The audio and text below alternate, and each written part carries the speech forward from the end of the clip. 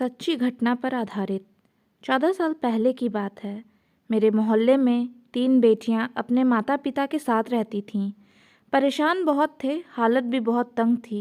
यहाँ तक कि सूद लेने वालों से कर्ज भी बहुत हो चुका था। पिता मेहनत तो खूब करता, पर शायद नसीब भी साथ नहीं दे रहा था उसका।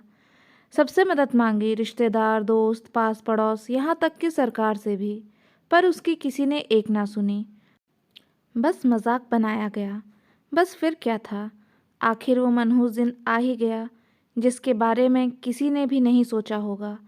एक दिन तंग आकर तीनों बेटियों को, जिसमें सबसे बड़ी बेटी 5 साल और सबसे छोटी बेटी 1.5 साल की थी, खाने में जहर मिला। अपनी पत्नी के साथ खुद भी खा लिया और तीनों बेटियों को भी खिला दिया।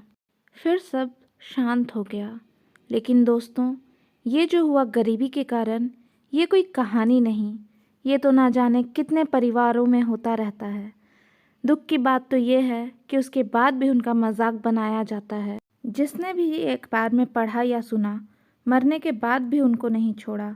कोई कहता कि काश मेरे पास आया होता, मुझसे मदद मांगी होती, ऐसे मरने की क्या ज़रूरत थी।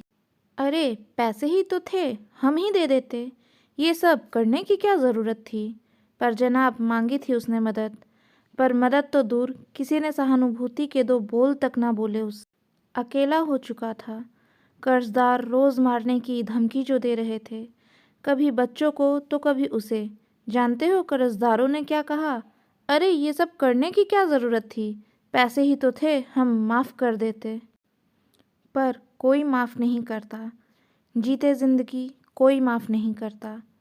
सबने कहा लूज़र है, खुद मरता, परिवार को शामिल करने की क्या ज़रूरत थी।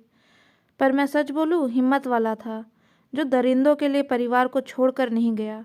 शायद किसी को मेरी ये बातें झूठी लगे और किसी को बकवास, पर ये सच्ची घटना है जनाब। धन्यवाद।